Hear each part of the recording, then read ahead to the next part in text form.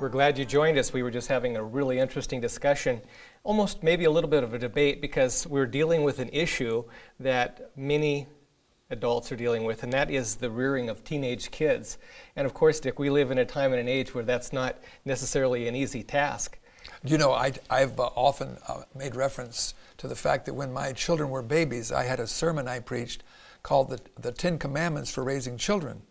And then when they got to be, you know, sort of 8, 9, and 10. You started modifying it a little bit? Then I called it 10 Suggestions for Raising Children. And you know what it is now? What's that? 10 questions I have about how to raise children. Well, I heard it. I heard somebody say something that said that by the time your children are grown up, you've already learned how to raise them, but by the time the grandkids come along, you've forgotten you have to learn all over again. The grandkids, by the way, are the best part. Take it from me.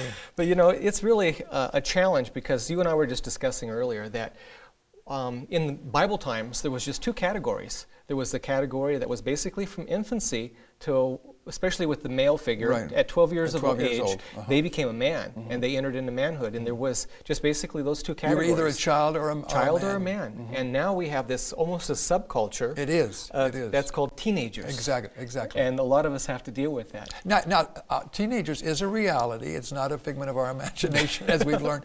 I have 4 kids, Dick, by the way, and 2 kids are older, as you know, and then 2 kids are younger. So it's like we got a double whammy. We had 2 teenagers that are growing up, and then we have another set of teenagers that are happening. Hopefully you did it. You're going to do it better the second time around. You've heard the reference made to the terrible twos. Yes. You thought the twos were terrible. Wait till you have the 5,000 days of teenagers, which is about 12 years old, say till 23. 5,000 days. Will we make it? 5,000 days.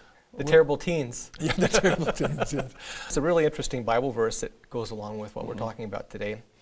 And people will scratch their heads and say, what's it going to have to do with What's this got to do with our subject of dealing with teenagers? But it's Ephesians 4:32. It says, "Be ye kind one to another, tender-hearted, forgiving one another, even as God, for Christ's sake, has forgiven you." Now, maybe we should have saved that for the last, because that's going to be the punchline.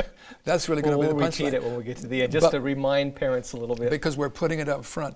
You know, do you remember when you were a teenager? Of course, you were telling me that you weren't raised in a Christian home, and you went through the rock and roll and the drug stage and all. Yeah. But, I think wherever we're at, that being a teenager, there's not only the physiology, the hormones and so forth. Yeah, that makes it a really difficult becoming age. Men and women. But psychologically, I was reading in a book, there are 2 things that are happening in the mind of a teen. One is that the young person is preparing to leave home. Now, I don't mean run away from home, but the child recognizes that there's going to come a time in which they're going to have to leave their parents. That's reality. And another thing is they're having to decide who they're going to be. That's right. Those are the 2 big issues. And I often tell people when they're telling me personal problems that they're having with their teenagers, I just say, be thankful that I wasn't your child, because I was a rebellious teen. And when I was a child, I was the 4th of 4 children. And there was 5 years between each one of our kids. It's like my parents had it planned that way. It was 5 years, 5 years, 5 years. And so by the time I came around, they just threw up their hands, and basically they didn't. Just let it happen. Just let it happen. I mean, my parents didn't raise me. In a sense, I didn't have the terrible teens. I went straight from being a child to being a young man. And so when I was like 14 years old, I was associating with people who were in their 20s, and I was dealing with all those emotional issues where I very much needed my parents to work with me, but they weren't there for me. You know, this transition in deciding who we're going to be, some young people, they do it seamlessly. Other people do it with a bump, and other people really run off the road. Let me tell you about myself. My dad was a minister. And I probably didn't sow my wild oats. Now, maybe I sowed some weeds along the way, but I don't think I did it, That's unusual for preacher kids. Usually a preacher's kids are the ones that are always getting in trouble, right? I went to college, and I was preparing for the ministry. But I got this thing in my head that I wanted to see how the other half lived. I began to have trouble, believe it or not, on Friday nights. It was on Friday nights that I would hear that faraway call of the world, and I would think, it's calling me, I want to go. So one day I went in to see the Dean of Men, and his name was Dean Lowen. And I said, Dean Lowen, I think I want to go out into the world, and I want to find out what it's like. And he said, Dick, go ahead. Now, I don't know what I expected. It sounds like the little child that packs up his bag and is going to run away from home. But I didn't expect that. But you know, as I look back on that, there couldn't have been a better answer. Absolutely. Because he set me free. And I walked out of there and I thought to myself, so I can do that, huh? I don't think I want to. Now, you know, if he'd have pleaded no, I don't know what. But it was God's message to me at that time. And I decided I would be who I was. You know, I think it's only fair that you and I were talking about earlier that there's these three categories. And we were wondering about whether this whole teen category really started to happen in the 50s and 60s with the introduction of rock and roll music. Maybe there was more rebellion that was starting to come in, more isolationism. People started having a faster lifestyle with their jobs and things like that. So, you know, a lot of people started allowing their kids to raise themselves more.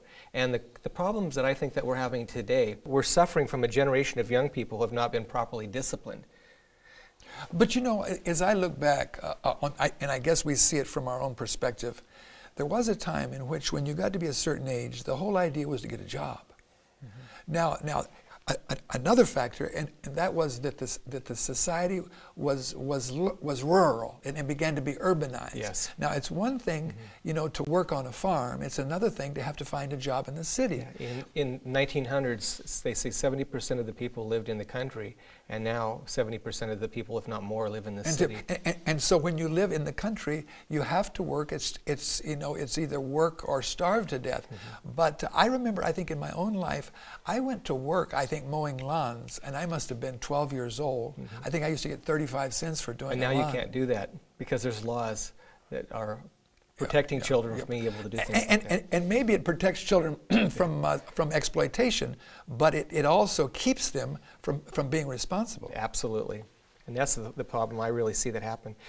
This whole thing that's happened with the different age categories, I would say now there's probably three that because of the cultural revolution with the teenagers, from 0 to 13, and then from 13 to 20, which we call the teen era, and then from 20 and onward, we would refer to it as adulthood.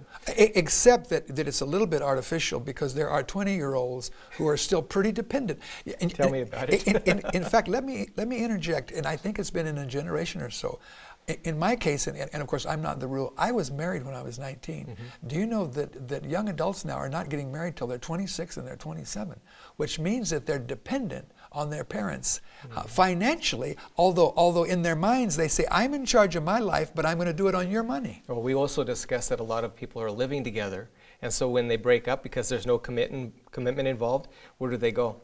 Back to mom and dad. They go back to mom, and they may take some kids back with them. There's a big difference between the way that we treat and work with teenagers than we do when they're toddlers. Absolutely. You know, and that's one of the things that fascinated me when I was studying about raising children was the fact that, you know, out of all the different mammals, humans are the slowest to develop, and they're the most dependent upon their mother to take care of them. They're dependent on some kind of care provider. Yes. You know, like a cow is born and just within a few weeks it's up and it's running around the field, but an infant for months and even years is dedicated. For years. It's dependent completely upon its mother to take care of it. In fact, I think in nature, because you mentioned nature, the animals, the higher the order, the longer they're with their parents. Yes. I think elephants, for example, and I may be not right when I say this, elephants have a longer time because they're a higher order of intelligence. What I found was interesting, though, is that between the ages of 0, if you want to call it that, from birth to 13 years of age, that a parent, because of the fact that a child is developing and is basically starting out at 0, you know, as far as its understanding and things, that a parent has absolute control over that child, especially when it's really young. You know, don't do that, don't do this, and the parent has a God-given responsibility to control that child, or that child will control the whole family. Right, exactly. And we see that sometimes. And there's a difference between, don't do that, now you'll have to go to your room and have time out, and using that same kind of methodology on a teenager. It's pretty hard, isn't it? Oh, you can't do it. You can because you can't treat a teenager like they're only 6 years old. You can tell a 10-year-old to make their bed, but try that to a 16-year-old and see how far you get. I do it, and I ask very kindly, and my son goes in and makes his bed. But it's different than when he was 6 years old, because sometimes when he was 6 years old, we'd have to go round and around and around about it. Now, I don't know if I've ever told you the story, Jeff, of when I had a teenager. It was our youngest child, and you know, some teenagers keep their rooms pretty messy. And so I didn't want to have a messy house that the health department would close down or something like that, or a messy room, I should say. So one day I said to my son, honey, clean your room. Or I said, make your bed. That was the point. And he said, I will. And of course, the next day it wasn't made. And then when I said, make it again, the next day it wasn't made. And when I said it the third day, things began to get a little tense. Now it's a power struggle. And so now I not only had a messy bed, I'm beginning to have a power struggle with my team. Problem. Exactly. So I decided, what was I going to do? Push for my final authority and let the world know I was in charge and really have a problem? No, I decided I would make the bed. So on the fourth day, I made the bed. On the fifth day, I made it again. On the sixth day, without saying anything, he made it. He made the bed. And then we began to get things going. Well, I think that's a really good point, because it shows the difference when you have a toddler and you're telling them the do's and the don'ts, and you're actually enforcing and controlling. And I want to just reiterate, God's given us the right to control children. They need to be under control. And that doesn't mean that it has to be an arbitrary dictatorship, but that does mean that with children we have to set boundaries with them. I'm talking about small children, and that we should make sure that they're accountable to certain behavior. They Absolutely. don't throw their fits and throw themselves on the floor and kick their feet and everything. But of course, like I was saying earlier, we can't use the same kind of methods with those children as we do with teenagers. And so there's something that changes. And I think what that is that a parent has to slowly start coming to the point where they're weaning themselves from controlling and to come to the point of reasoning. You see, you want to reason with the child too, to a certain extent, but really the bottom line with the child is your word is law. But when you're dealing with a teenager, you have to get them to the point, or allow them to come to the point, where they're making their own decisions and their own choices, based hopefully upon the rearing that they had when they were younger. Because are you going to be the devil's advocate? I'm going to be I'm going to be God's advocate in this case. You use the word reasoning. I think sometimes, Jeff, our children deserve an explanation, but they don't deserve a reason. Now let me explain. Are you talking about children or teenagers? Oh, well, let's see. We were talking, because you used the word reason, and I want to contrast the word explanation. Okay. You see, one of the problems is that our children want to argue with us. Our children will argue with us. I see where you're going. They argue with us when they disagree with us. And so just as soon as a child starts arguing with us, what he wants to do is negotiate. And you see, I don't know why, as parent, should have to justify who I am in the house. Absolutely. And so while I may give an explanation, if I have to give a reason, I'm really having to be responsible to the child. Who's in charge here, me or the child? That's right. We need to take a quick break. You're watching Laymen Ministries Crosstalk. We'll be back in just a moment. Laymen Ministries has a global outreach. Just a few of the activities we're involved with include sponsoring a weekly Tamil TV ministry broadcast from South India, reaching 23 different countries. Prison ministries, where we train inmates to reach inmates in countries like Romania and the Philippines. Distributing literature in remote countries of Eastern Europe, Russia, Nepal, India, China, and the Philippines. We sponsor lay workers, Bible workers, and pastors in their own countries, as well as being involved with outreach to indigenous peoples in the Philippines and deep in the interior of China.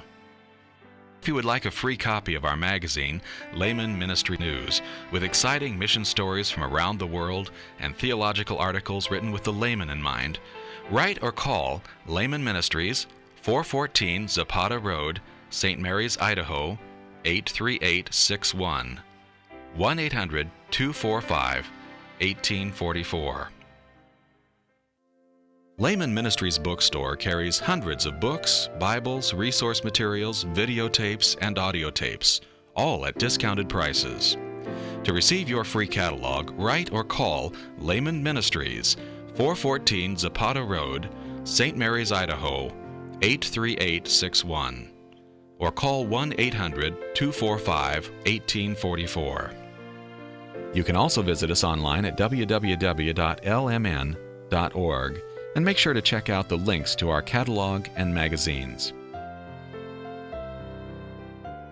Well, Dick, you were just talking about that we shouldn't necessarily always reason with a child because we give them an excuse to want to try to negotiate with us. How many times has a parent gone to a child and say, how many times have I told you not to do that? And we open the door for them to say, I wouldn't have done it unless this, and then it turns into this or that, and we should just basically say it shouldn't have been done. Or we shouldn't ask a question, we should be definitive. It shouldn't This have is been right. done. We're asking them to rationalize when we say, why did you do that? Why did you do that? You know, I was reading someplace that you see, the obligation we have to our children is to teach them to obey.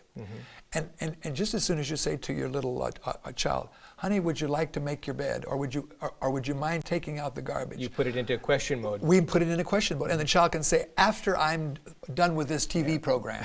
And then when the parent comes back screaming. You know, I remember on the job, Jeff, I'd been working all day, and the boss would come in, and when he'd say to me, Dick, would you like to take the scaffold to the other room? I wanted to say, no, I'm tired. But if he said to me, Dick, take the scaffold to the other room, I would say yes. And so I can understand why parents want to be kind, but you see, we can be so kind that we don't teach the child to obey, because out in the world, it's going to be obey and keep a job, or disobey and get fired. And that goes right along back again with this whole difference between adolescent children and teenagers. Because there's biblical counsel. It says, spare the rod, what? And spoil the child. In fact, in Proverbs 29:15, it says, the rod of reproof giveth wisdom.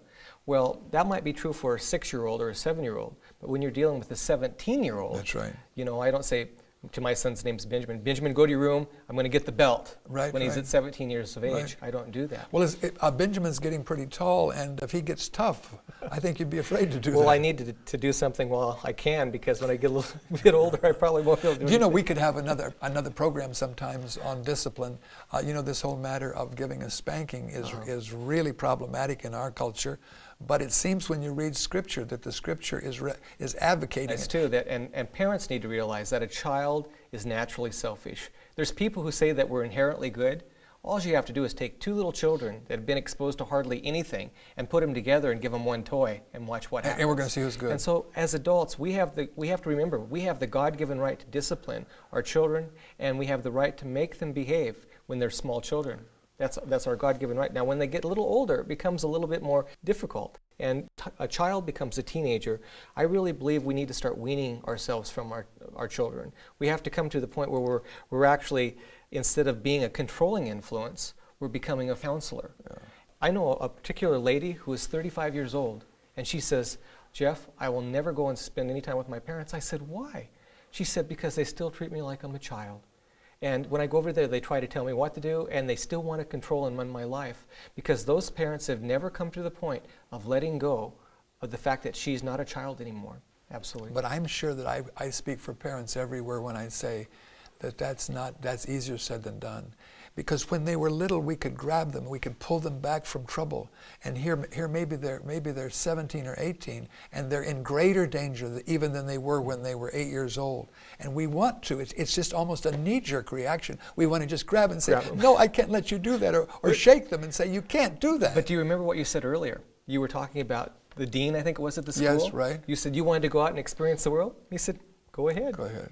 And then all of a sudden, when you realized you had the freedom and the right to do it, I decided not to. But yet there are other children. But there's a risk involved with that. And that's the point. And you know, now maybe I'm exaggerating when I say this. I think when I was a young man that the big trouble we got into was, you know, to go out behind the barn and smoke a cigarette.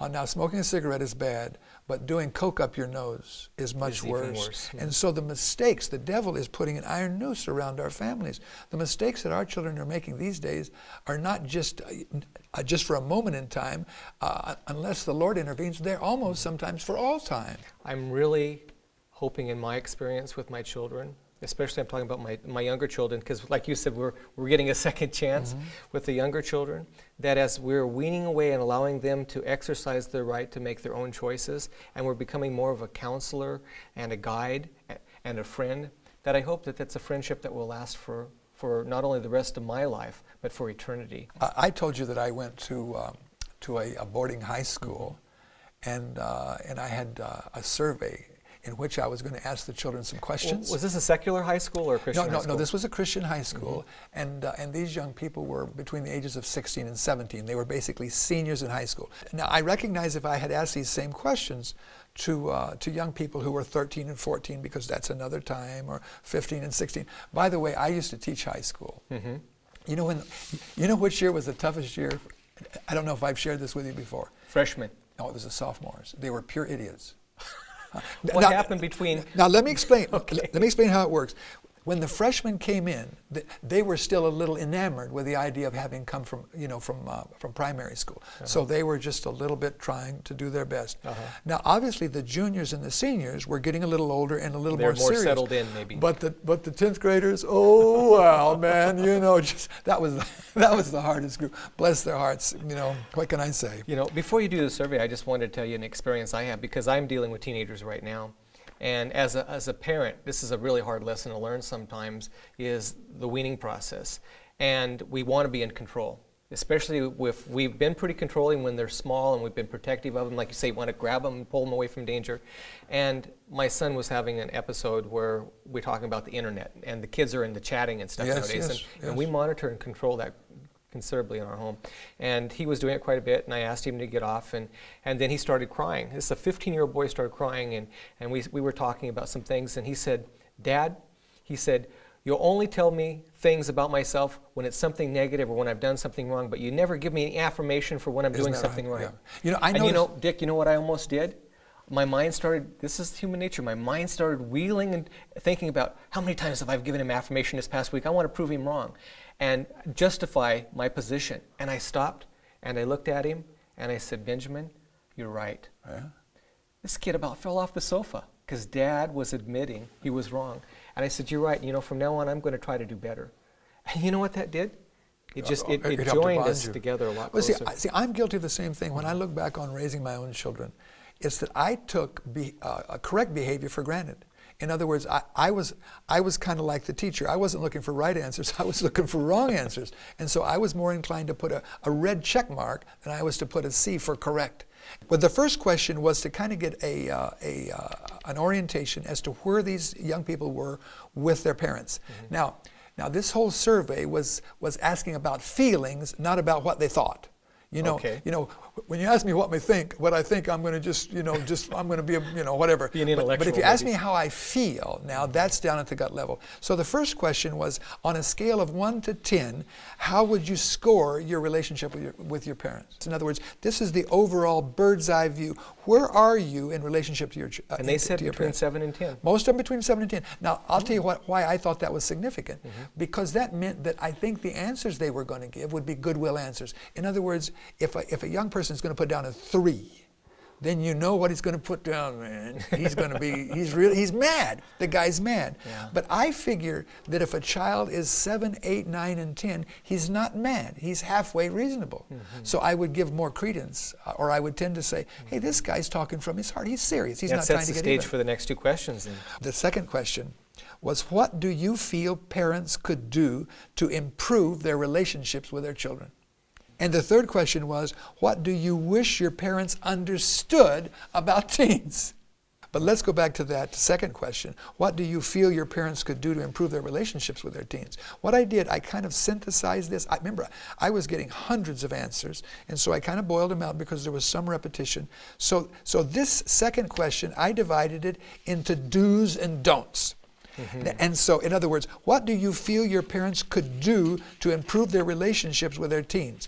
Do. Ask questions in a calm way. Why am I laughing? Because, we can get a little hysterical. We can listen to this. Encourage us. Listen to this one. Be more understanding. Listen to this one. Give me more freedom and space. Now, how do you feel about that? I feel on one hand, maybe it's the now generation of kids wanting to be more liberated. On the other hand, it's saying, hey, trust me. You see, there could be parents that are suffocating their children. They're so concerned that their child are going to do the wrong thing because you know how these big snakes, these big boa constrictors, you know how they kill? Oh, they choke. Yeah. No. As you breathe, they choke. In other words, when he wraps around you and you breathe and let out, he tightens it up. More and more. And then you have more and more. And so it is possible to stifle our children. Listen to this one. Be nice and kind. Listen more and talk less. I think that's a good one. I noticed one in your list here said, pray with us. The kids were asking for their that? parents to pray with them. What about that? I think it's fantastic. But how many times do we just deal with reasoning and we don't say, I'd like to pray with you about this? Yeah. We pray with our kids. I don't know about our viewers if they take time to pray with their children, but I have teenagers and I go in the bedroom when I pray with my son. Now on the don't side, Don't criticize us so much. Don't compare us to other kids. Don't nag us at every little thing. Don't make us feel stupid when we mess up. I think don't jump to conclusions. I have a tendency to think the worst because of the way I was when I was a teenager. Listen to this one. Don't be so quick to punish. Don't be overprotective. Don't say harsh words. Here's one. Don't be critical. Be more understanding. Yeah. Now, here the program is just about over. Let me skip down here to the next question. Okay. What do you wish your parents understood about teens? Listen to this. That communication is everything. Can you imagine a teenager saying that? Communication is everything. That we have mood swings. Listen to this one. That had to be girls. That I'm sensitive. That we're still learning about life. That things are not like back then. Things are not like back then. I like this one. That we're all messy. That we make mistakes. I wish they understood the stress in our lives. Yeah, that's a real pertinent one. Because when I was a teenager, I didn't have parents to go to talk to about the stress in my life. Just something very fresh. My son's got, quote, a girlfriend. 15 years old. I'm really not too keen on the idea. But at the same time, this last Sabbath, we spent the afternoon together. It was just he and I, and we talked about relationships with girls, what's appropriate. And I was really open with him, and I'm really open with him about everything. And I was shocked at how open he was with me. Absolutely. Because I was willing to tell him about the mistakes I made when I was a kid. And then I asked him questions about his relationship with his girl. And I found out he was really eager to discuss it with me. I think we can do so much better as parents. Oh, absolutely. We can do so much. And I think what they've asked us to do in this little survey is reasonable, and they could prove it from 1 Corinthians 13, the Sermon on the Mount, and lots of places in Ephesians. Yes. Parents. And as I read this, it really touched my heart. It really touched my heart. And I thought, oh God, these kids are having a hard time. Help me not to add to it. I can't solve their problems, but I can make it worse. But we can be a counselor. Oh, we can be a definitely. friend. Definitely. We can be a guiding hand. And so as we pray for our children, I think we need to pray for ourselves. God, help me to be the parent that I need to be. We hope you enjoyed watching Laymen Ministries today. If you have any comments about this program or would you like to be part of this ministry, feel free to contact us at Laymen Ministries. That's 414 Zapada Road, St. Mary's, Idaho, 83861, or call us at our toll-free number at 1-800-245-1844, or you can contact us on the World Wide Web at www.lmn.org. Please check out Pastor Richard O'Fill's website at www.revivalsermons.org.